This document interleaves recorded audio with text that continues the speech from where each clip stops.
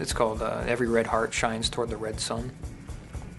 In the late 1950s, the Chinese government, like, they wanted to increase the economic output of the entire country of China, like, you know, phenomenally more than what was happening. So they devised all these plans, and they decided to kill basically like all the sparrows that they could. They figured out that if they kept them in flight for more than a minute, that they would actually die of a heart attack. So for about a year, all these farmers were banging pots and pans like whenever the sparrows were around, and they killed millions and millions of sparrows. What they didn't realize is they killed the main predator of the locust. The numbers I read on the internet were like very drastically, but it was between 20 and 60 million people died of starvation in 2 years because of that. Sort of like all fit together as like a story, and then also having the relationship with the sparrows. So that's sort of like, that's the story of the songs. That's the story of like how the record is going to work.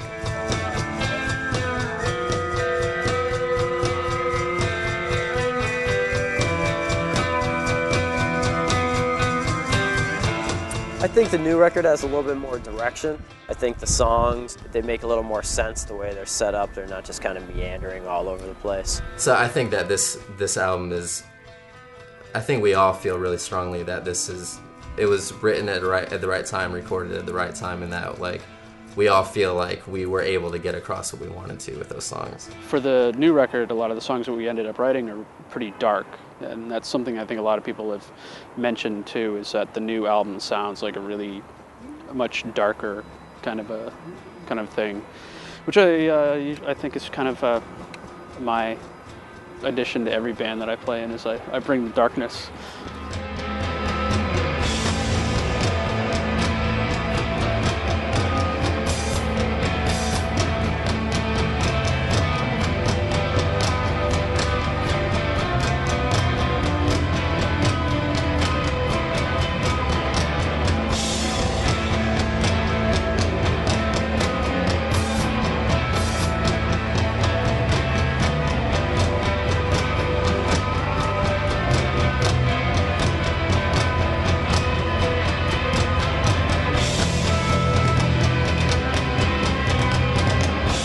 Tim Green, who recorded us, he's so laid back and professional, and we all respect where he's been before, and it worked really well.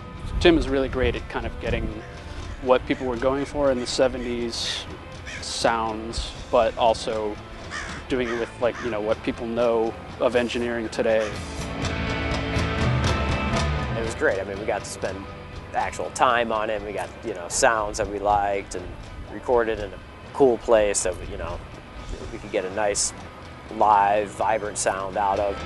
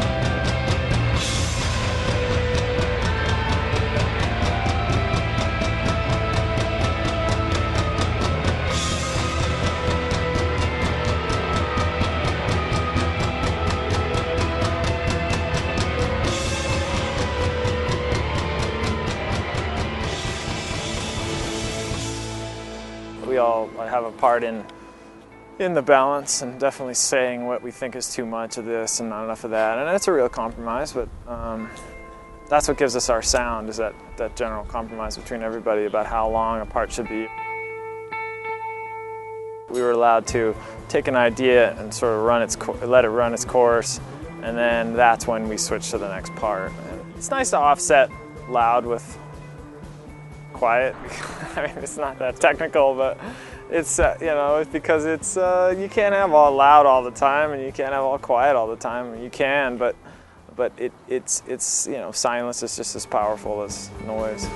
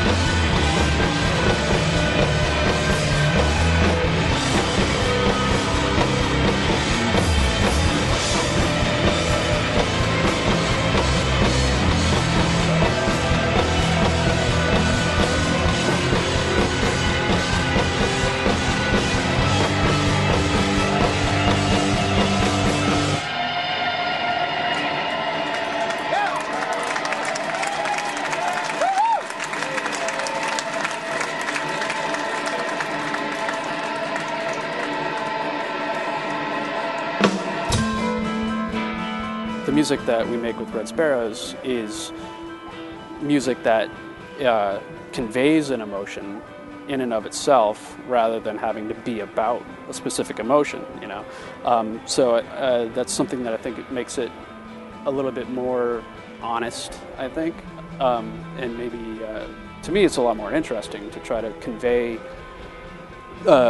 human ideas through music, which is always kind of like the purpose that music has served from the beginning.